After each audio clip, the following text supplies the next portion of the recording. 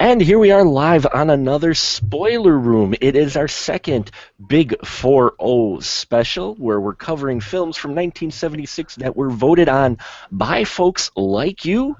And we picked the top 17, and that's what we're covering this year. And today, number 2, we are looking at the John Carpenter classic, Assault on Precinct 13. Yes, from 1976. And I've got a great crew assembled tonight to talk about this interesting action thriller. First off in the room, you recognize his voice for sure, regular in the spoiler room. He's been whittling away on the editing machine for so long, but he's taking a break to help talk about this film. Cole, how are you doing today, sir?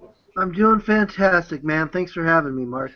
Are you recovered yet from all your editing, or are you still editing? It will literally be done tomorrow. I know I've been saying that, but there's no. I realized I figured out the grain remover tool in After Effects, and Sure. Nice. Well, I won't eat up all of your time, but there's about 4 scenes where I decided to do grain in camera. Oh, and okay. For up-and-coming filmmakers, if you want to add a grain effect, just get a program, because if you mess with your ISO settings, you're going to have a grain that's assaulting to the eyes. But anyways, back to the show. Sure. Well, we're glad to have you on. And next to him, we've got returning to the spoiler room. He hasn't been here for a while. Please welcome the one and only Mr. Gabe from Stuffed Burrito Entertainment. How you doing tonight, Gabe? How you doing? Anybody got a smoke? No, man, those things will kill you. I'm good, guys. Happy to be here. Well, we're glad to have you back, Gabe. And next to him is the BFD himself. He's a man who don't sit in chairs like he used to. I screwed that up. He doesn't sit in chairs like he used to, but he's still the big frickin' deal. Mr. Glenn Bittner, hello, sir. Hello. And how are you tonight? Black? to which you should respond? For the last 30 years of my life. And that laugh, you hear it. He is here. The one and only Mr. Scotty D has joined us in the spoiler room to talk about Assault on Precinct 13. Hello, Scott. Hey, I don't have a line from this movie ready, so I'll go further back to its inspiration and let's make a little noise, Colorado. Yes, folks, we are talking Assault on Precinct 13, John Carpenter's second full-length feature, which he did right after Dark Star, which I will not comment on because many people like that film, but we will not go there. That's for another time. But here on Assault on Precinct 13, according to the mighty IMDb, it describes the isolated inhabitants of an abandoned police station are under attack by the overwhelming number of a seemingly unstoppable street gang, which actually that's a pretty accurate description, I think, for IMDb. So kudos to whoever wrote that. That pretty well sums up the very basic, but there's a number of other things going on with this film, and what makes it a classic and what makes me glad that it was voted on so we can talk about it tonight. We're going to get some people's just initial reactions with when they first saw Assault on Precinct 13. We'll start with you, Gabe, since you haven't been here for a while. What were your thoughts when you first saw this film? Well, I can't lie, and I'm ashamed to admit it, but I discovered this movie due to its remake. I was a John Carpenter fan for the longest time, but this is one of those movies that came before my time, so I didn't really know about it until I saw the, I think it was 2005, the one with Ethan Hawke. Yep. I discovered that it was a remake, so that's the one good thing I will give remakes. If you're a film lover, you look at a remake, you feel compelled to go back and see what inspired that remake, and that's how I discovered this movie.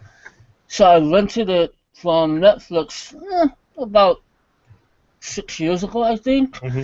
And I watched it, and I'm like, wow, this movie is badass. I mean, this is just a really well-made thriller. And I was actually surprised, considering the fact that it came from 1976, how progressive it was.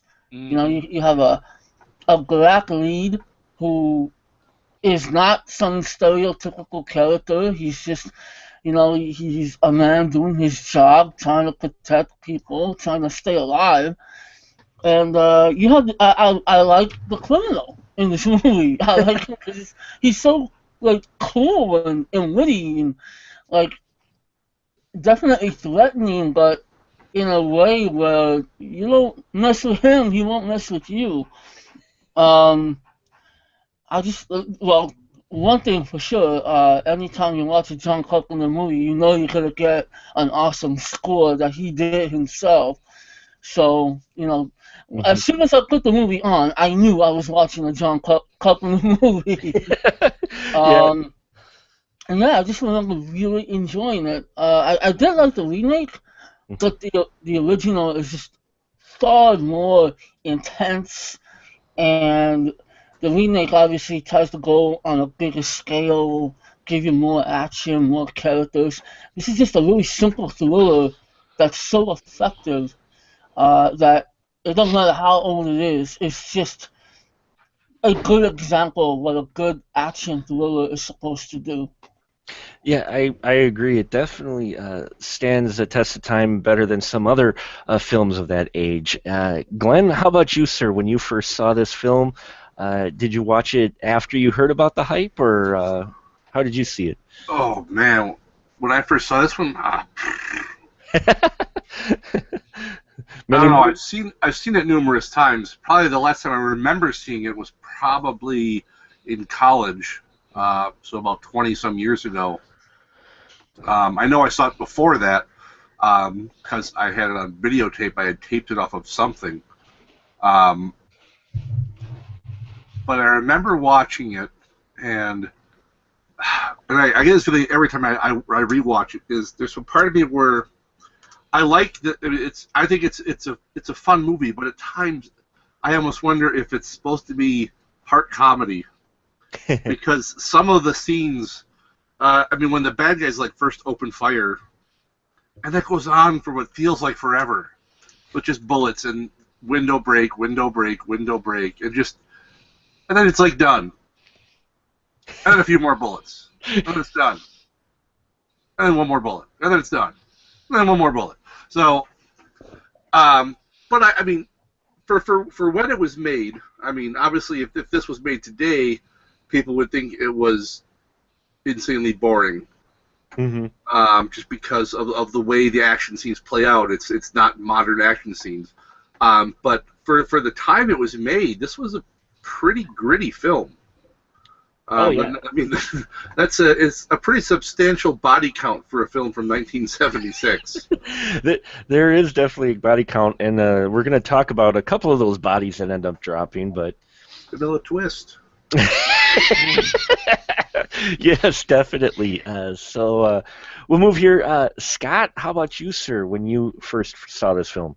Well, I won't get into like the specific like plot points right now because I think we're going to do that in a bit. Yes, we will. But I first discovered this movie when I was in college. I was a big fan of Carpenter already. I was a fan of Carpenter like ever since I was able to watch any of his movies. So of course I start out with like Starman, and then I'm eventually allowed to watch the harder stuff. And I remember it was a blind buy. I used to rent a lot of movies instead of going to class.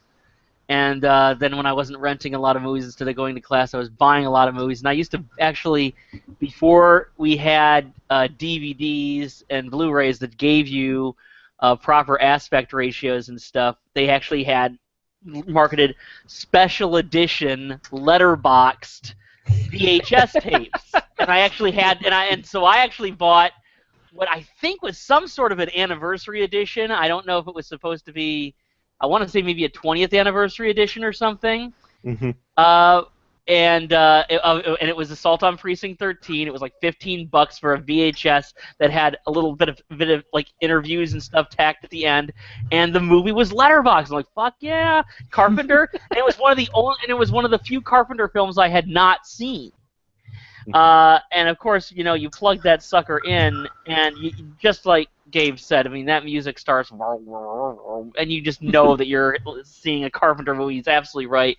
And yeah, this thing plays out really, really intensely. It was just what always gets me about this. I see this every few years, this movie, and what always gets me is how, if I checked the clock this last time I was watching it, the main event that triggers everything that's going on doesn't happen until 32 minutes into the movie, and the big actual assault on the station doesn't happen until about like 40 minutes into the movie. I wouldn't have known that because every time I watch it, I just am like taken by how fast this movie seems to go, even though everything doesn't really seem like everything kind of goes against that. There's a long setup, and as Glenn said, yeah, the action is not like a standard movie. In fact, it's lots of like sudden action and then a long pause, and sudden action and a long pause. I mean, it's this film breaks. I mean, I don't know if John Carpenter. Don't think he did. I think he was setting up to do a version of Rio Bravo, which he sort of did, but not really. And so he was trying to do like a traditional like Howard Hawks type movie. I don't think he realized how many rules he was breaking when he made this movie, but he broke the rules, and it works anyway. It does work, yeah. And we'll get into that, especially with our discussion. What I want to initially talk about is the characters, but let's get Cole's reaction quick. When you first saw this film, sir, how'd you feel about it? Did you feel it was overhyped? Had you heard about it before you watched it? Well, I'm a huge John Carpenter fan, and that sounds redundant, especially with all the people here tonight, who I'm sure are John Carpenter fans as well. Mm-hmm. But going back to the Betamax days, watching The Thing and Halloween especially, and I saw this film probably in 99, 2000. I saw it later, rented it on VHS when I was out of high school and kind of, had a job and was able to start, buying and renting movies and checking out all this shit. And yeah, man, this is John Carpenter. I mean, this is his movie. Lots of people, when they think of John Carpenter, well, some people at least may think of Butcher Knives and shit. But really, when I think of John Carpenter, I think of the two unlikely heroes at the end of the movie, armed to the teeth, filled with a sense of bravado and self-righteousness and integrity, walking into a fiery, uncertain fate. And he does this in The Thing, he does it in Vampires, he does it in Ghosts of Mars, and a few others I'm not thinking of. I mean, that is the John Carpenter ending, and it's totally satisfying. Sometimes I will sit and watch like Ghosts of Mars or Vampires or Assault on Precinct 13 and just anticipate the ending. Just anticipate his score and those two characters kind of patting each other on the back. And in the case of Ghosts of Mars, Ice Cube looks right at the fucking camera. Yes! So in terms of this film, I mean, it was the first of, I mean, that's, John Carpenter he's a Western director. He's a horror director too, but, Westerns are in his bones, in so much as horror is in my bones. Westerns are in his bones, and no matter what he does, it's always, his Western roots are always going to shine through. I think this is a great action movie. I think the pivotal moment is even more poignant for me because I know that, he was supposed to cut that out and, in fact, illegally told them that he had cut it and just sent the prints to the theaters and said, it's been cut. No, nothing was cut. He didn't cut a second. That's Carpenter, man. That's Carpenter, folks. He's badass. People want to pigeonhole him as some sexist or whatever. Carpenter is the man. He is a genius in his own right. He's not on the level of he doesn't have the following Kubrick has, I guess, in the sense that he doesn't have a 200 IQ. I don't know what Carpenter's IQ is, but he is extremely nuanced and sophisticated in terms of how he tells a story. And this is a prime example of that for sure. Oh yeah, especially for it being his second feature. The first one was Dark Star, which was more of a parody of sorts of 2001. And then you follow that up with this one, and this was just before Halloween. Was this film, I believe, where they came out? Yeah, because this was released in November of '76. So, Yeah, it's but like 2 years apart. So. yeah, so this was just before his Halloween, but yeah, I loved this film too. And watching it again, I got the Laserdisc, but watching it again, it blew my mind that out of that's why I wanted to do these 1976 films.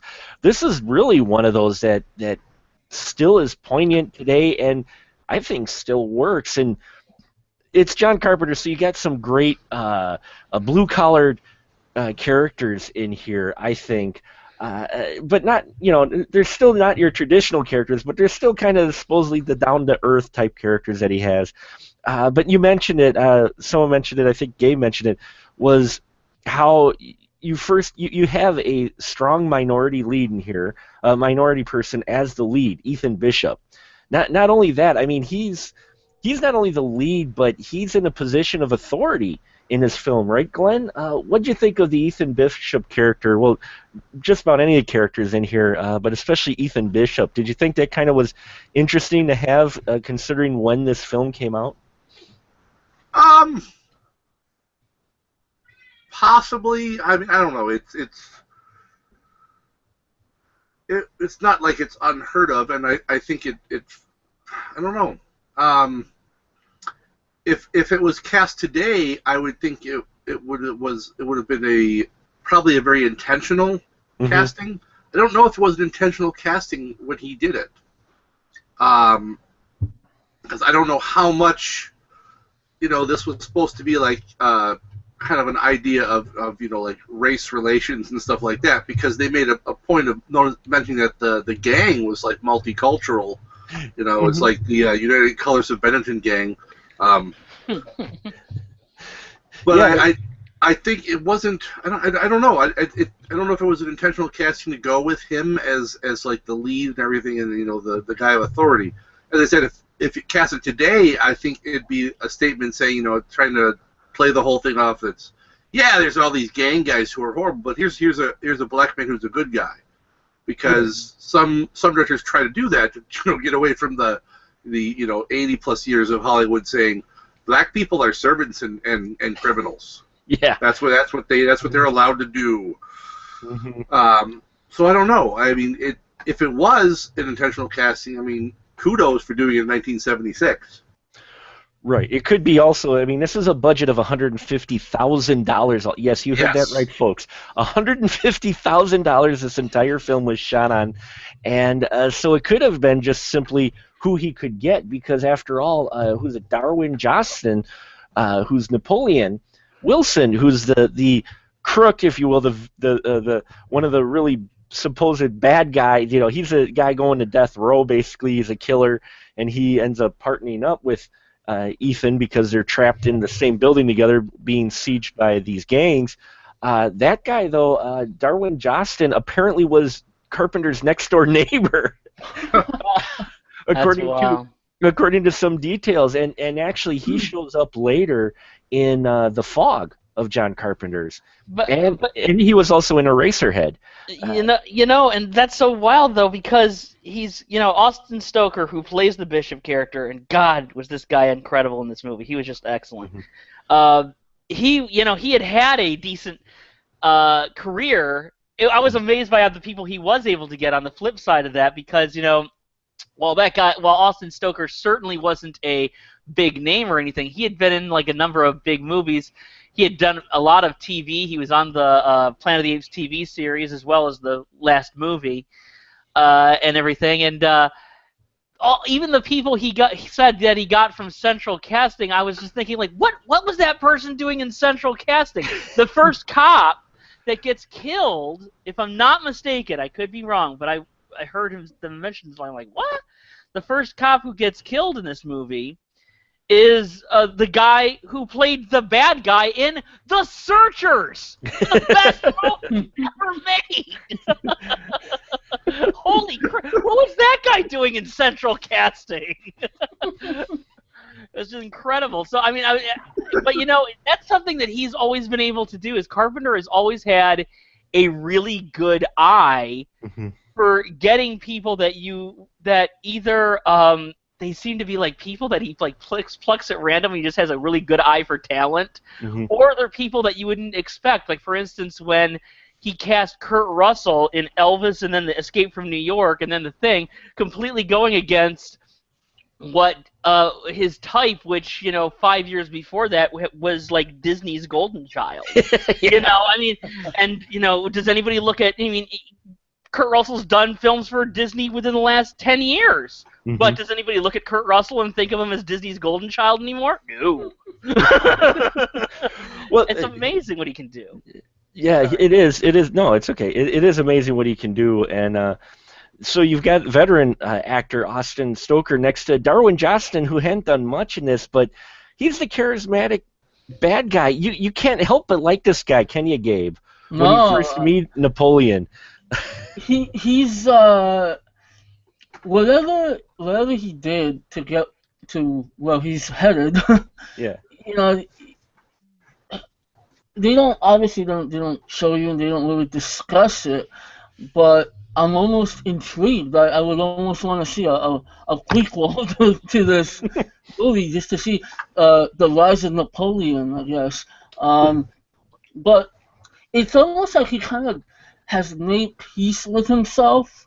Like maybe he was just a really violent criminal, but now he's just kind of like, okay, well, I got caught.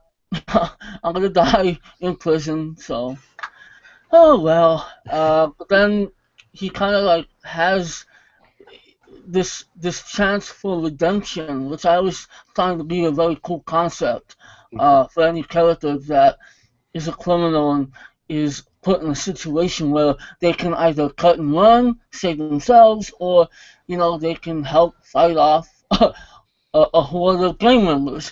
But that's what I like about the character, is the fact that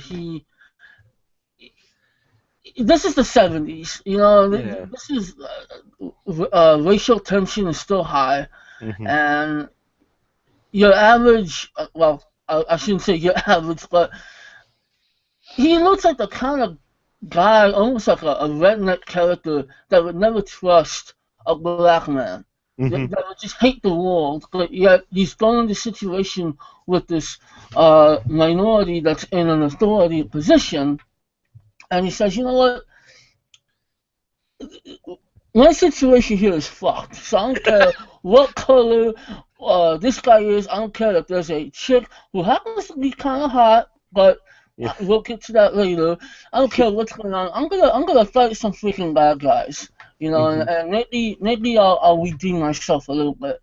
So I just you can't help but like him, because whatever he did in his past, and that's also another interesting concept. What if this guy murdered his mother? We don't know, but yet he's so cool in the movie. In a way, he's kind of heroic that I don't care who he killed. I like him. I like him now. And I love that ending. Like, it will be an honor if you walk out with me.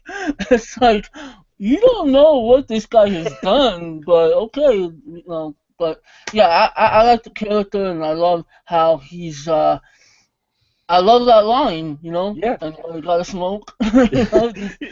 Yes. He's a really cool character. I really enjoyed him. Yeah, I love the mystery of him too.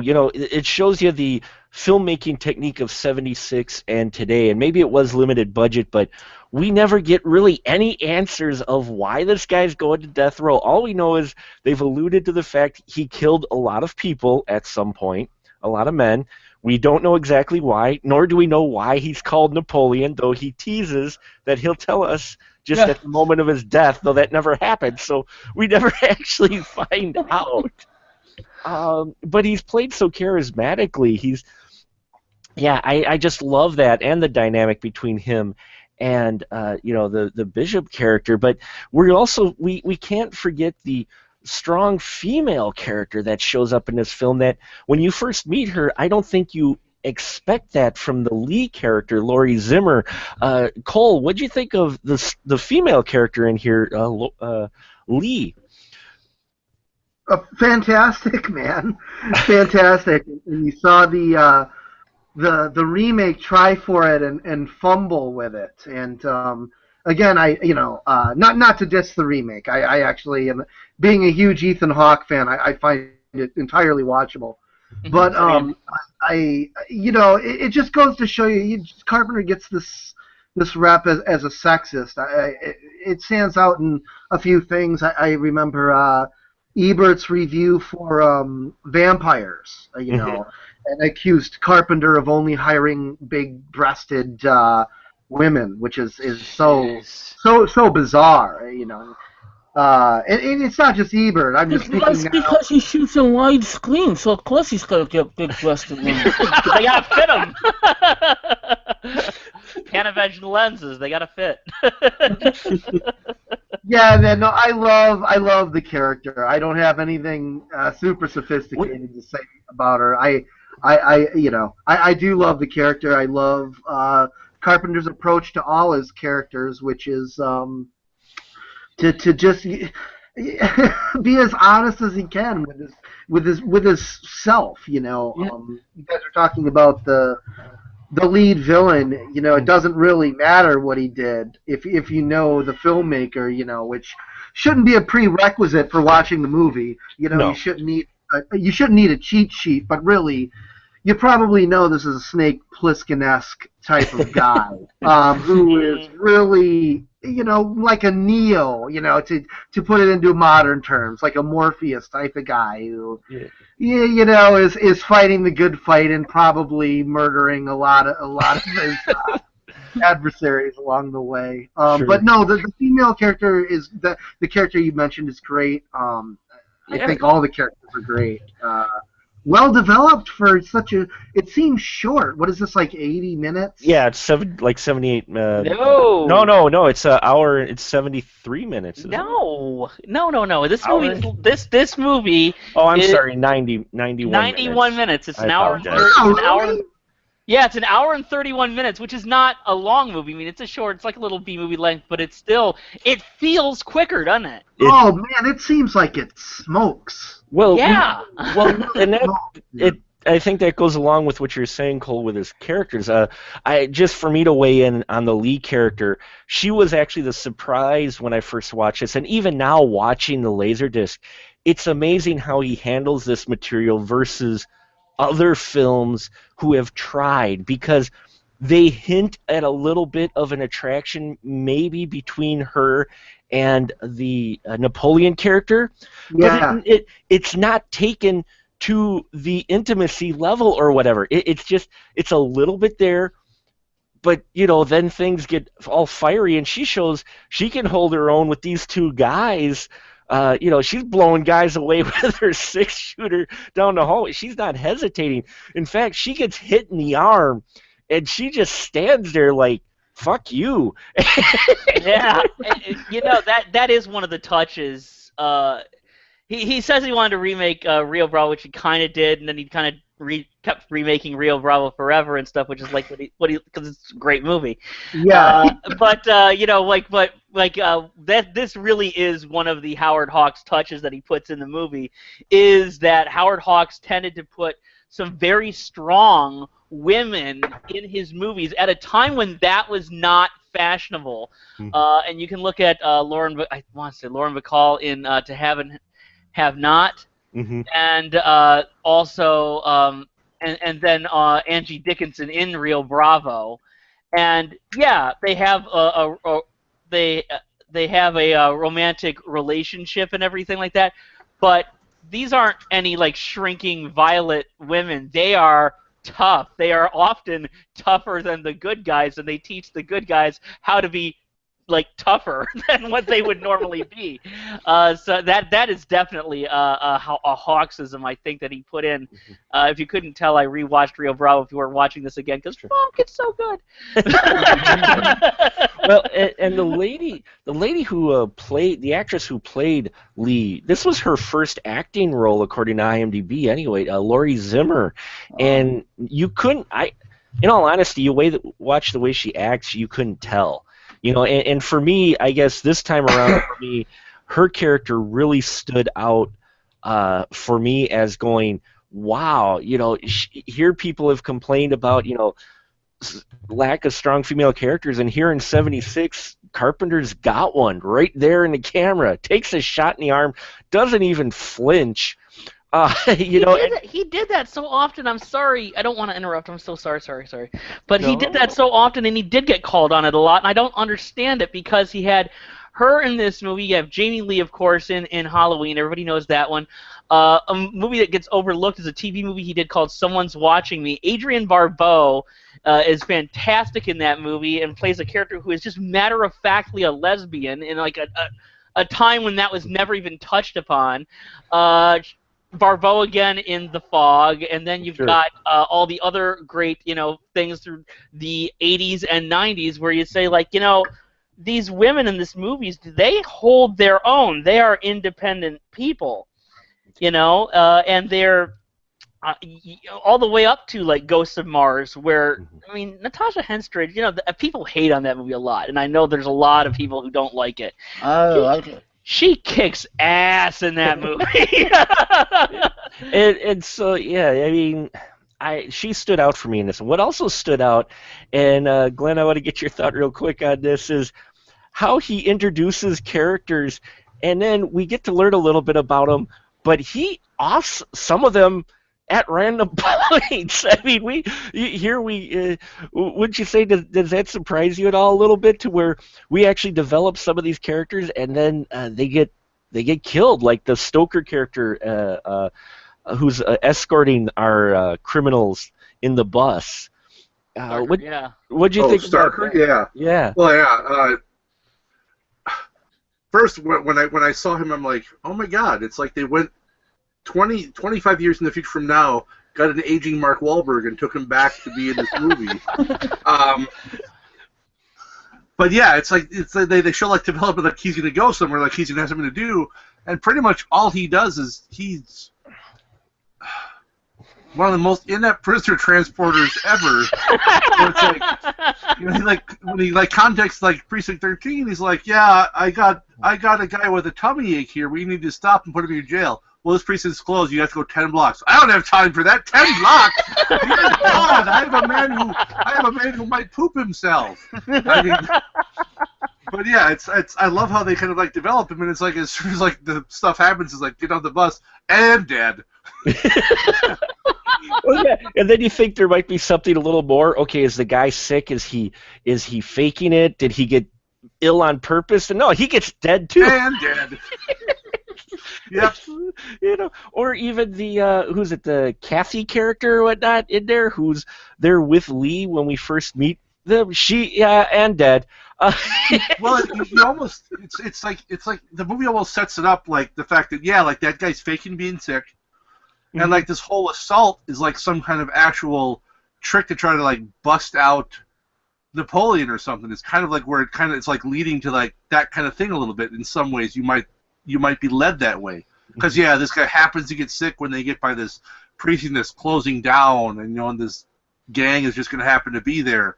But, of course, that's not how it goes. But, yeah, it's like Carpenter sets up these little things and then just says, no. And whether it's he just puts him in there just because of some depth to some otherwise cardboard cutout people, or that he just likes fucking with us. I think it's a little bit of both, actually, with this film, and you even get that with your gang members, don't you, Cole? With our gang member, the white-haired gang member with the sniper rifle, and you think he's going to be he's the head villain guy, and how does he get offed? By a revengeful dad with a revolver. What'd you think about that? How they built that guy up, and then and how he met his demise. Well, yeah, I mean, the whole film is kind of case that way, isn't it? It Mhm. offsets itself. Kind of ties into what Glenn was saying. Like, the whole film kind of offsets itself Mhm. as it moves along. And Glenn was even talking about the pacing of the bullets, Sure. and how he was wondering if it might be comedic. And I'm sure it is. I'm sure when Oh, Carpenter and his editors or whoever are up, I mean, I'm sure at this point in his career, Carpenter was in charge of a lot of the editing. I'm sure, when they're up at 3 in the morning, losing their minds trying to splice all this together, it gets to the point where, they just have fun. mhm. They start messing with audience expectations. And again, part of the reason probably the death of the little girl is still in the film was Oh, just they were working so hard. If the powers that be had had their way, this movie probably we wouldn't be talking about it all of these years later, what, 40 years later, if yeah. that shot with the girl being murdered wasn't in the film. I mean, really? What? I don't know. I don't know that we would be discussing this. Anyways, to go back to your comment about the gangster, yeah, man, I think a lot of the deaths in this movie are surprising. I think at the time, again, when I watched this, I was already a Carpenter fan. I think I'd already even seen Vampires, so I kind of knew what to expect. But I can imagine watching this back in '76, especially to younger audience who hadn't seen westerns or hadn't seen Rio Bravo. Seeing these two characters, nothing is going to be good for either of them, most likely. But But they're friends, they're buddies. It's life during the wartime, and you see that in Carpenter when he's interviewed. The sense of war, the sense of fuck it, it's me against the whole world. It's like attitude, man. And yeah. I think that leads to a lot of his choices, and I see that. I see his influences everywhere. I see it in Hateful Eight all over. And as long as we're talking Sure. about killing, important characters, I see that completely in Hateful Eight. The death of Kurt Russell. Why not kill your best character right away? That's Carpenter. I mean, I totally see that all over the place. But yeah, Mhm. totally. I think it's great. Yeah. I think it just ties into Carpenter's sense of timing and his middle finger right at the audience. His middle finger, the Roddy Rowdy Piper middle finger at the end of They Live. Yes.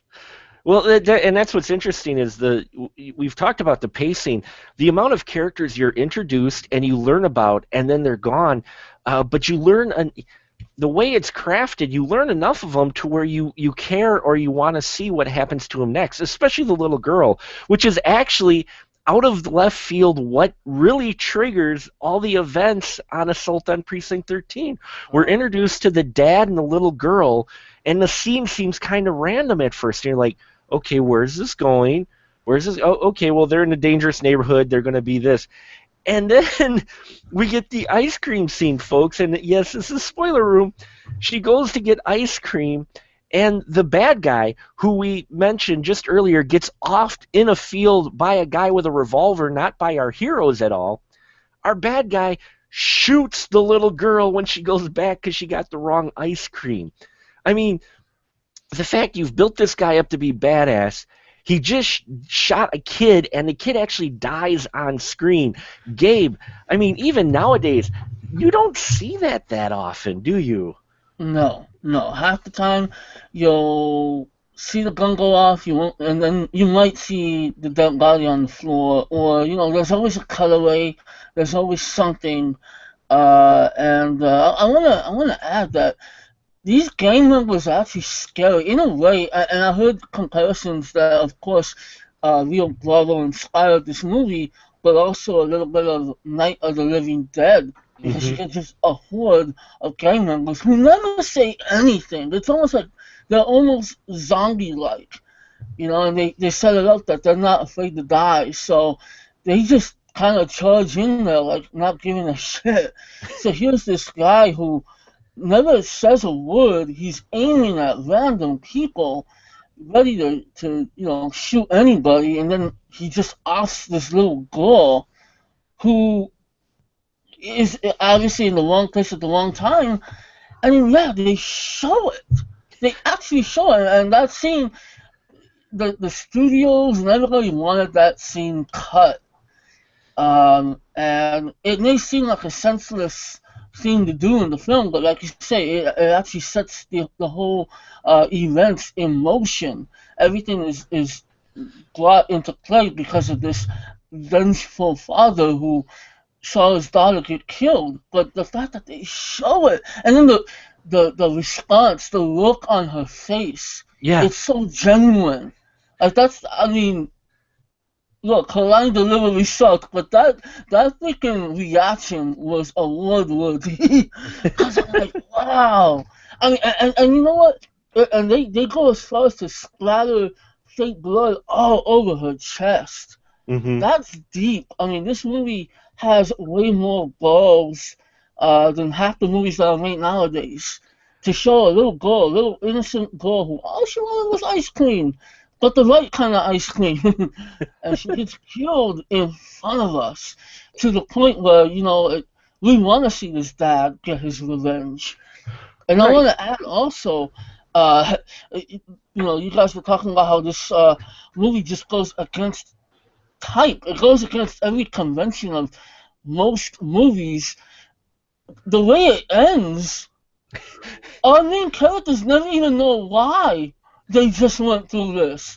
The dad is like, he can't talk, he's in shock, he gets wheeled away, he mouths off thank you, but they're probably sitting there like, you're welcome, but why the fuck did we just nearly die because of you? I also think I think it's also a thing, and they even comment, we don't know who this guy is, what he's doing here. It's basically the idea of right or wrong. Does it matter? Mm-hmm. Does it Right. matter why he came in here, desperate and looking for help? I mean, Yeah, yeah. That's why, and that's why, and and the event that does trigger it off is so shocking. I mean, I remember when I was first watching it in my college dorm room. I mean, I couldn't believe what I just saw, and that is not. I mean, he couldn't have set that. He could barely set that up to tug at your heartstrings anymore. They put this little girl in pigtails, and you know what little girl that was? That was Kim Richards. That was Yep. the Witch Mountain girl. Oh, wow. The year before, she was in Escape from Witch Mountain. I mean, for God's sake, they put the Witch Mountain girl in pigtails, set her off for ice cream, and had her get shot. I mean, and what it was so random.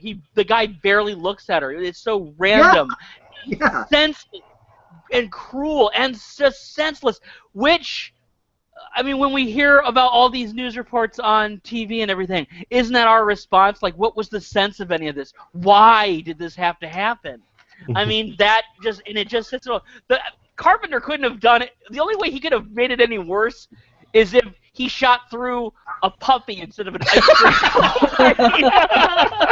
And then, that's the only way. And even then, I think that people would have given up because it would have been overkill. Yeah. But I mean, it was just it is the ultimate encapsulation of the most senseless, violence. Mhm. And so yes, naturally this guy's upset. He does this thing which maybe he should have done, maybe he shouldn't have done. And but they don't know that. What's the purpose of it? It doesn't matter, because once he enters that station, that's the idea. That's supposed to be your sanctuary. That's Right. supposed to be your home. Yeah, and that is I always love that they never find out, and that whole series of events just blew me away. Watching it a second time was, wow, here the main villain guy that we think is going to be a main villain probably throughout offs the daughter. Then the dad who gets the gun from the ice cream man who says, hey, I've got a gun under the dash, and he's like, oh, okay. So then you confront him, and you're like, okay, he's confronting the big bad guy who just offed his daughter, who gets out all cool with his sniper rifle. Okay, he's going to off the dad. Wait, no, he doesn't off the dad. The dad pops 3 or 4 caps in his ass, and then he goes running away. It's like, wait, what? You know? So I love that whole sequence, and yeah, it is heartbreaking that they picked that actress. And I have to correct myself. I said it was Kathy. It was Julie who was in the cop shop that got shot. Kathy is the little girl played by Kim Richards, who, yeah, he had to pick the most adorable girl who has some adorable lines in the beginning. She's a prime example of how they set the character up enough so you either care or want to see where they're going with it, and then you see where they are, and you're just like, holy crap! she was just being kind to her dad, and they were looking at getting their nanny out of the hood, and yeah, now she's a permanent resident of the hood. Yeah, and then we alluded to it. It's Carpenter. Sorry, it's Carpenter. So he's a major threat in that he produces, directs. He edited under a different name in this film. He helped with the storyboarding, art direction. I mean, he did a lot of things in this film. But the music, you know that signature synth that Carpenter had, especially for his early stuff. But it's interesting how he used the music in this, in that it's almost used similar to the way Jaws was, wasn't it, Glenn? To where whenever a bad guy was, you'd get the theme or whatnot, but then it'd kind of go quiet. Did you get that impression with the music in this? At least a little bit. I mean, because it doesn't really show up unless there's bad guys or something bad's going to happen. No. No? Okay. No, I didn't pick up on that. Okay. I guess I just didn't pick up on that. Oh, I'm sorry. Did anyone? Thinking about it now, I suppose I can see one making that, but it didn't strike me in the movie. Maybe it just stuck out for me because I always listen for the music because I'm an addict like that to music. But no, anyone else notice that though? How he used the music with the villains? Gabe, what about you? Yeah, I noticed it because I love the score and I love Carpenter's style of music, but it definitely it triggered my brain into thinking, oh shit, something's gonna happen. and there were times, and again, this is a now 40-year-old movie, and I don't do this. I don't do this with modern films, but there are times I was on the edge of my seat. And I was just, even though I had seen the movie, I was just waiting to see what exactly was going to happen. So I think the music does add a lot of suspense, and it definitely lets you know that something wicked this way comes. Yeah, well, because I noticed that at first with the bad guys, I'm like, okay, and then when the bus shows up with our guys going to death row, suddenly he starts the music again. It's a little different. I'm like, oh, these are bad guys now. These aren't the the good guys. Now we have some music, and the good guys don't really get a theme. It seems like the bad guys are the only ones, or when bad things happen, are the only times when you get music. Did you get that impression, Cole, at all? Honestly, I didn't notice that, but I can totally see. That's okay. I was just wondering. No, man. Truth be told, I watch this movie probably 2 times a year. Sure. And I watched it like 6 months ago, and I didn't watch it before the show just because I've just been so busy. But okay.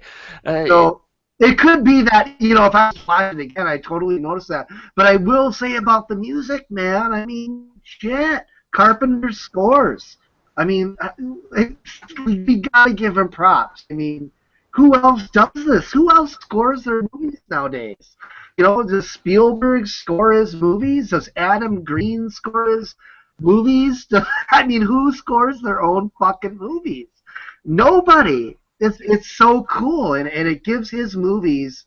It makes his movies what they are. I mean, really, his scores and the movies he didn't score for himself, it shows. Even the ones he had help with, like Shirley Walker helped with Escape from L.A. Man, it shows. You can tell when somebody else steps in there and helps him. It becomes more of a Mickey Mousing type thing. You know what I mean?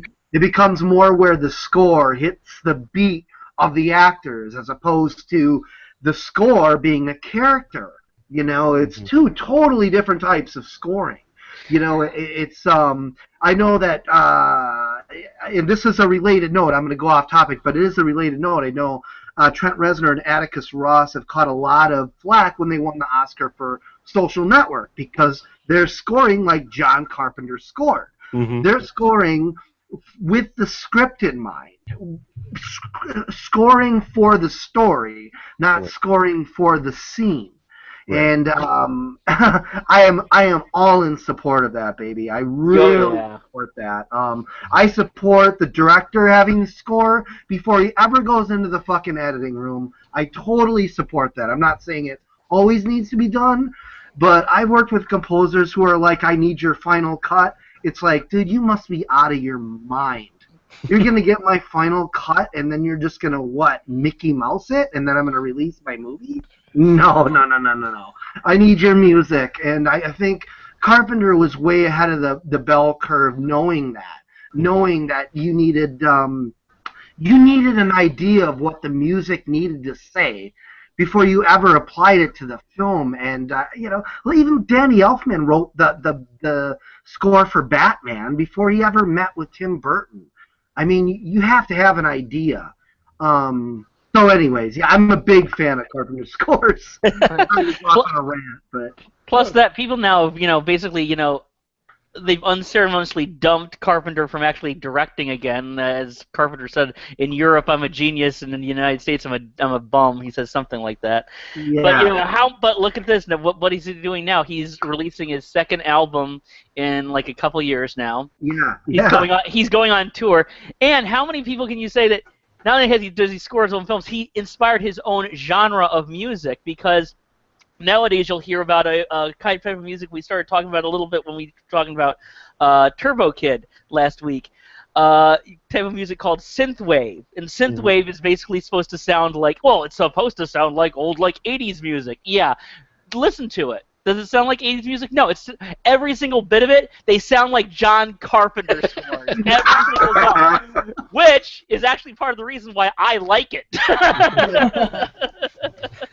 Yeah, the music plays a big part in Carpenter's films, and that really comes out here in Assault on Precinct 13, and he uses it effectively. I think more effectively than you might think. With it, you know, and yeah, I love his scores. I've got the score up to Big Trouble in Little China, to They Live, and that, and you know, it's some great stuff there that he puts out, and you know, I think it's a little bit of control for him, because he wants to put out. He's got an exact vision of what he wants, and that's why I think partly he does so many roles.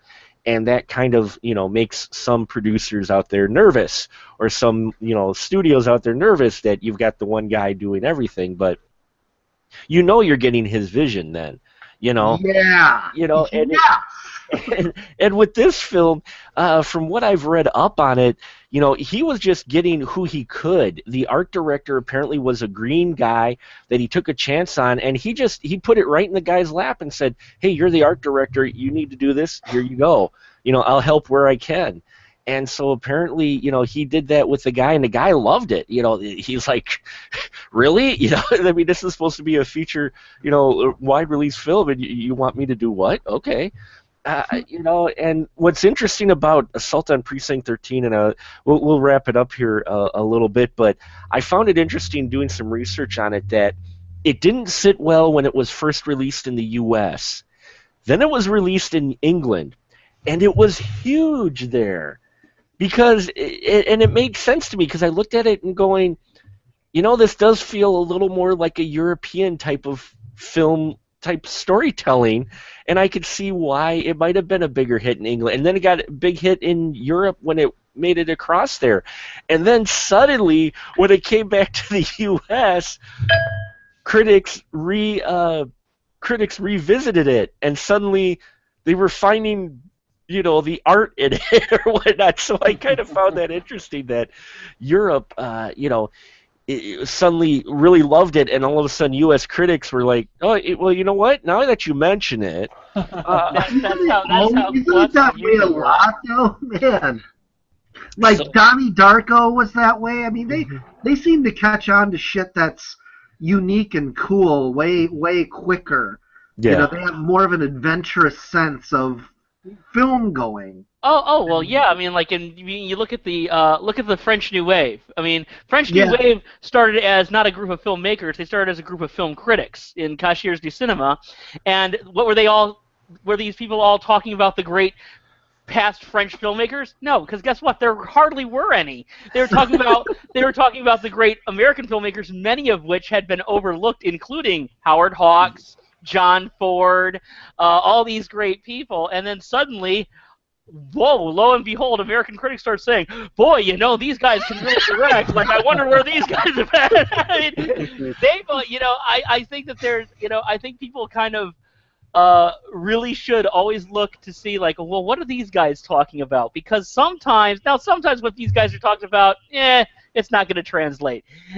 But sometimes I think what the other guys are talking about, usually they're onto something. Mhm. yeah, man. I definitely agree. So I just kind of found that funny that suddenly, it's developed this cult following. We're still talking about it 40 years later. It's still considered, one of those kind of underground classics that people didn't expect, or, But it you know wasn't what? a hit.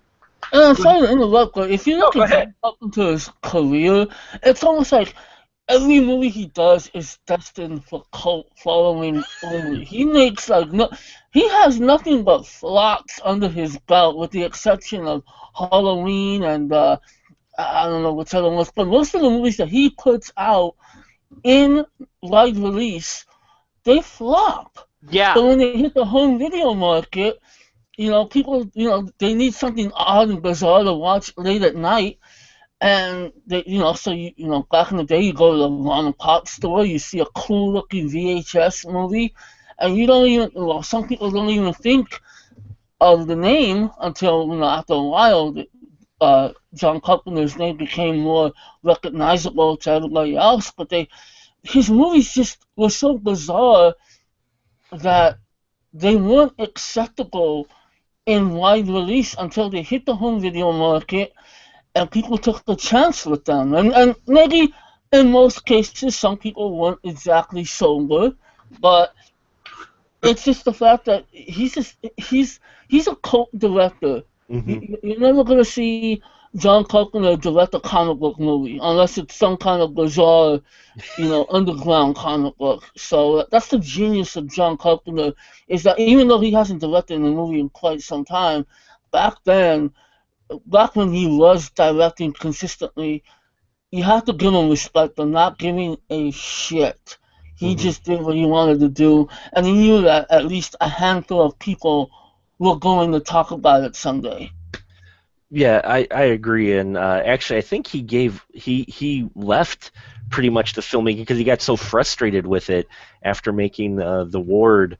I think he's like, I'm done with this business, and now he's got a pretty fluid career as a musician now. So we're gonna wrap it up here for the night. I hope you got a little insight on Assault on Precinct 13, and hopefully made you to go out and seek it in any form you can.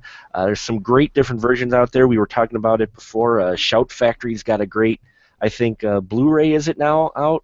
Hmm. Um, Yeah, it's really with good. It's really good, actually. It's really Mhm. good. Even though Carpenter's commentary isn't quite as good as it normally is on that one, it's a great release. Best commentary I've heard so far in a while, and I usually don't watch too much commentary, was on, I think it was the Big Trouble in Little China Blu-ray, Oh, it's so where good. like 2/3 of it is him and Kurt Russell catching up on their lives, and not even really talking about the film.